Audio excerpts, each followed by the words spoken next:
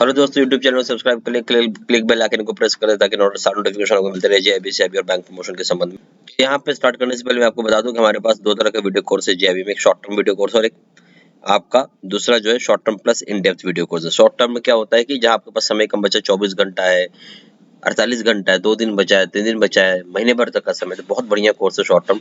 ये कोर्स करने से आप पास कर सकते हैं बहुत आराम से। दूसरा है short term plus in depth. Short term तो खैर रहेगा एक अलग से वीडियो कोर्स है। इन डेप्थ अगर आपके पास 2 महीना 3 महीने का समय, तो इन डेप्थ वीडियो को रेफर करके पढ़ सकते हैं, बट जहाँ समय कम है शॉर्ट टर्म भी काफी है। ठीक है, तो दोनों जगह वीडियो लेक्चर कोर्स है, दोनों जगह केस स्टडी का वीडियो है, दोनों जगह 13,500 क्वेश्चन बैंक है, दोनों जगह 30 मॉक टेस्ट है, दोनों जगह रिवीजन नोट्स है। यहाँ पे वैलिडिटी 6 महीने का, यहाँ वैलिडिटी लाइफ लॉन्ग रहता है। जेआईबी का प्रिंसिपल्स करेंगे दाम है 600 रुपये, दाम है 1200 रुपये। जेआईबी का अकाउंटिंग करेंगे दाम है 800 रुपये, दाम है 1500 रुपये। जेआईबी का लीगल करेंगे दाम है 600 रुपये, दाम है 1200 रुपये। कॉमो पे करेंगे उसका दाम है 1500 रुपये, उसका दाम यहाँ पे 3000 रुपये। ठीक है, अंतर देखिए कि यहाँ पे शॉर्ट टर्म के साथ साथ इन डेप्थ मिल रहा है और लाइफ लॉन्ग वैलिडिटी जो यहाँ नहीं है। और ज्यादा जानकारी के लिए फोन नंबर भी दिया हुआ है और मेरा वेबसाइट की डिटेल्स आपको इसी वीडियो के डिस्क्रिप्शन बॉक्स में दिख जाएगा। चलिए अब कोर्स को स्टार्ट करते हैं। सबसे पहला सवाल है, इस पर एक्सटेंड रूल्स फॉर प्रधानमंत्री जीवन ज्योति बीमा योजना PMJJBY with effect from June 1, 2016. The claims for death which occurred during the first dash days from the date of enrollment will not be paid.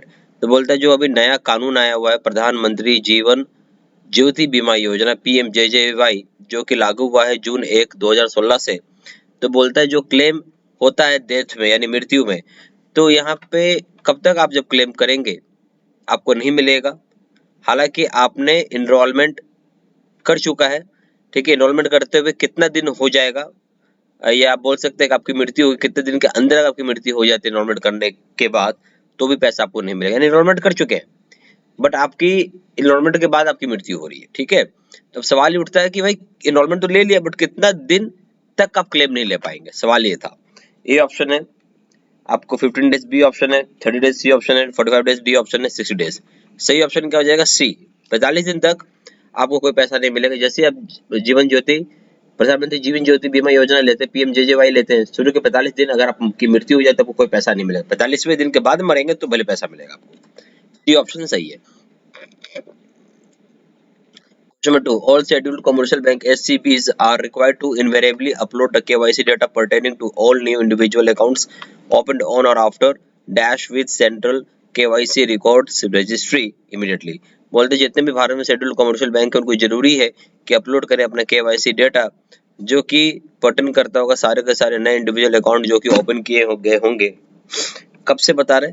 On और आफ्टर, कब ओपन किए गए होंगे या उसके बाद सेंट्रल केवाईसी रिकॉर्ड के साथ रजिस्ट्री के साथ करना है इमीडिएटली, तुरंत से। तो सही ऑप्शन इसमें ऑप्शन दिया हुआ है 1/1/2017, दूसरा ऑप्शन है 1/3/2017, सी ऑप्शन 1/4/2017, डी ऑप्शन 1/7/2017। तो सही ऑप्शन क्या हो जाएगा इस केस में? ए हो जाएगा 1/1/2017, 1 जनवरी 2017। ठीक है, question number 3. Know your customer KYC guidelines have been issued by RBI। बोलते नो योर कस्टमर यानी KYC का जो गाइडलाइंस है जो कि RBI के द्वारा इशू की गई है, किस सेक्शन में आता है वो आपसे पूछा जा रहा है। ए ऑप्शन है under section 35A of banking regulation act 1949, दूसरा ऑप्शन है rule 9(14) of prevention of money laundering act, C option है under section 25 of payment and settlement act 2007, D option A and B both.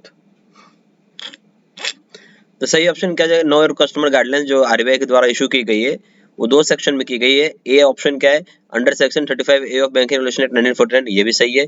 और B option जो है rule number 9 और 14 of prevention of money laundering act 2000, ठीक है, money laundering act जो है आपका 2002 का, ये भी आपका सही है। यानी ए और बी दोनों सही है, डी ऑप्शन हो जाएगा।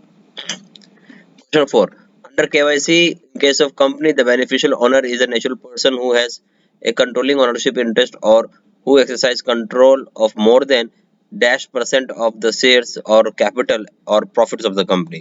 तो बोलता है जो KYC के तहत में देखेंगे अगर कोई कंपनी है जहाँ जो उसका ओनर है, अगर कोई नेचुरल पर्सन है जो जिसका कंट्रोलिंग ओनरशिप है, जिसके जो कि कंट्रोल एक्सरसाइज कितने प्रतिशत से ज्यादा करेगा शेयर या उसके कैपिटल या उसके प्रॉफिट ऑफ कंपनी पे। ए ऑप्शन है आपका 10%, बी ऑप्शन है 15%, सी ऑप्शन 20%, डी ऑप्शन 25%। सही ऑप्शन क्या हो जाएगा? D option 25%। ठीक है, question number 5. Under KYC in case of partnership firm The beneficial owner is the natural person who is controlling ownership interest or who exercise control of more than -% of the capital or profits। बोलता है कि KYC norm में अगर आप देखेंगे जो KYC के तहत पार्टनरशिप फर्म की बात की जा रही है, तो बेनिफिशियल ओनर कोई नेचुरल पर्सन है, ठीक है। तो कंट्रोलिंग ओनरशिप इंटरेस्ट जो होगा कौन एक्सरसाइज करता है, कितने परसेंट अगर होगा तो ही आप एक्सरसाइज कर पाएंगे उसके कैपिटल और प्रॉफिट के ऊपर। A option 10%, B option 15%, C option 20%, D option 25%।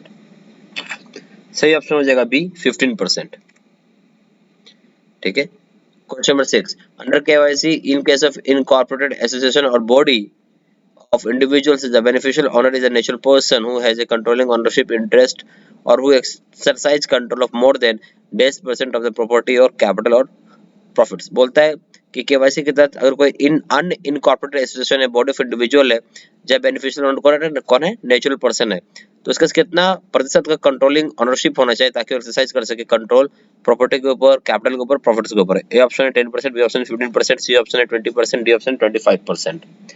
तो सही ऑप्शन क्या हो जाएगा इस केस में, बी हो जाएगा 15%। क्या हो जाएगा, बी हो जाएगा 15%, ठीक है। Question number 7, under KYC rules which of the following is not an officially valid document for both the purposes, namely identity proof and proof of address, as it does not contain details, address details. पहला है passport, दूसरा driving licence, तीसरा है permanent account number PAN card, चौथा voter's identity card issued by the Election Commission of India, पांचवा job card issued by NREGA duly signed by an officer of the state government. Six point आपका letter issued by the unique identification authority of India containing details of name, Aadhaar name, address and Aadhaar number.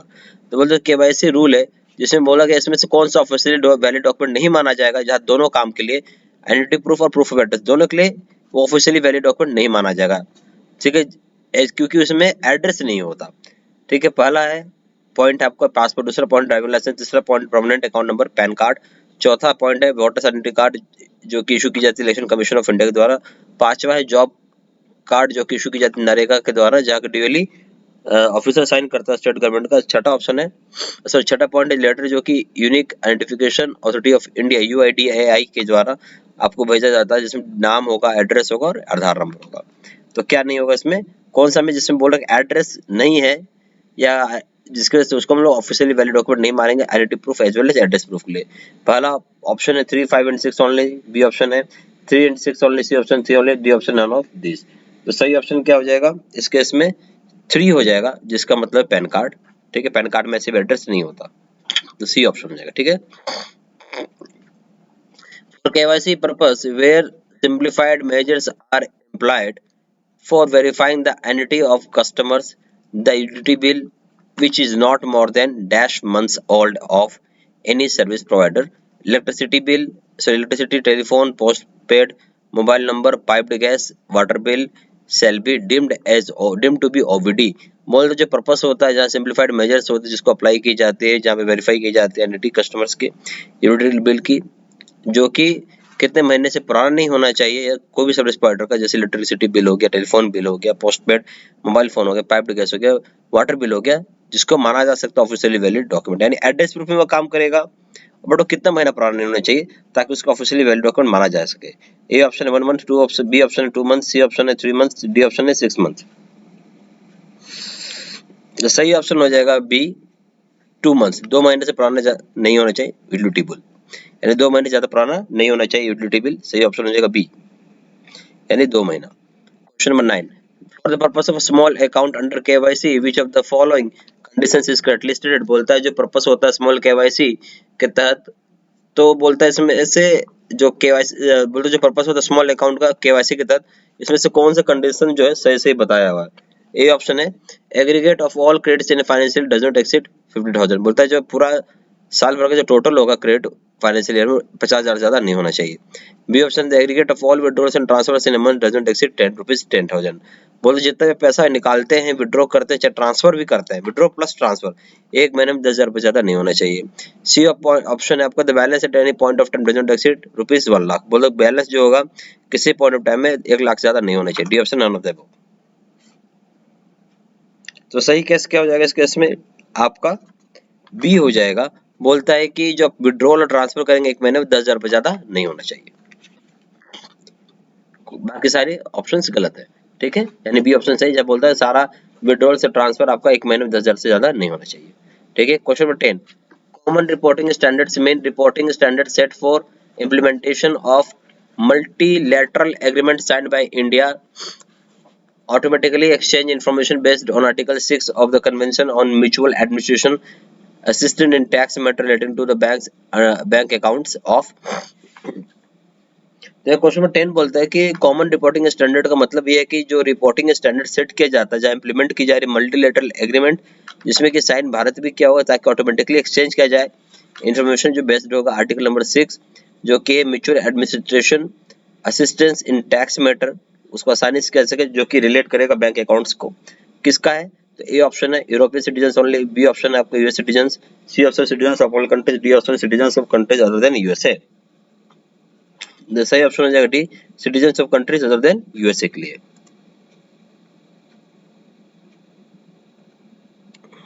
Question number 11 में आइए, बोलता है foreign account tax compliance act FATCA फाटका, इसको क्या बोलते हैं? फटका, inter Alia requires foreign financial institution to report about financial accounts held by dash taxpayers or foreign entities in which dash taxpayers hold a substantial ownership interest।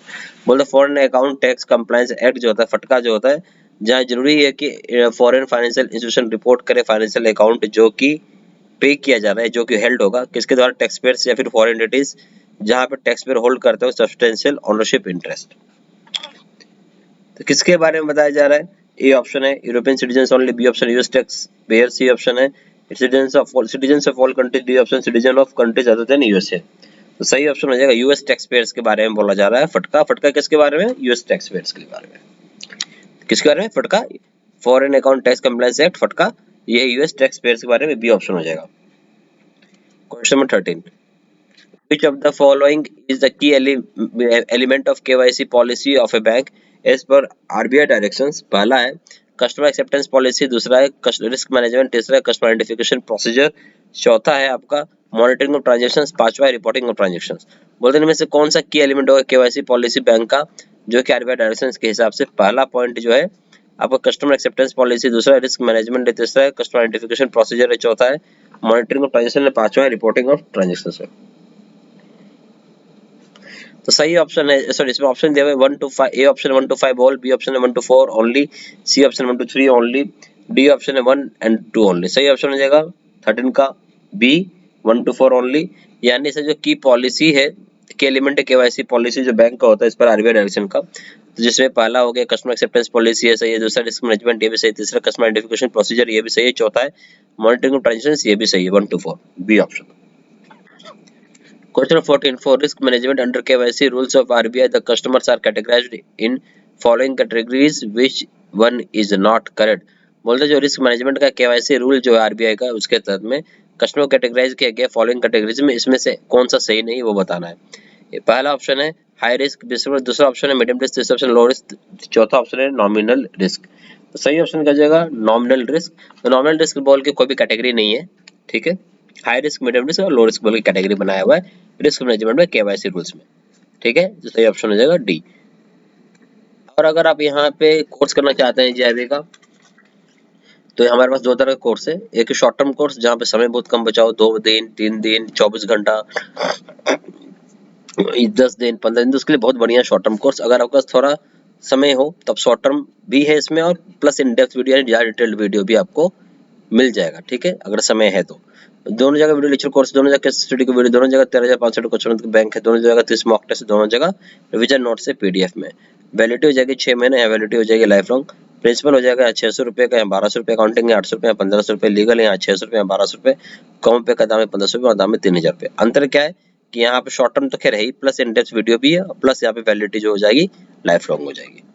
जहाँ जानकारी के लिए फोन कर सकते हैं, फोन नंबर हो जाएगा 4 times 9 685 127, दूसरा नंबर है 7827546946।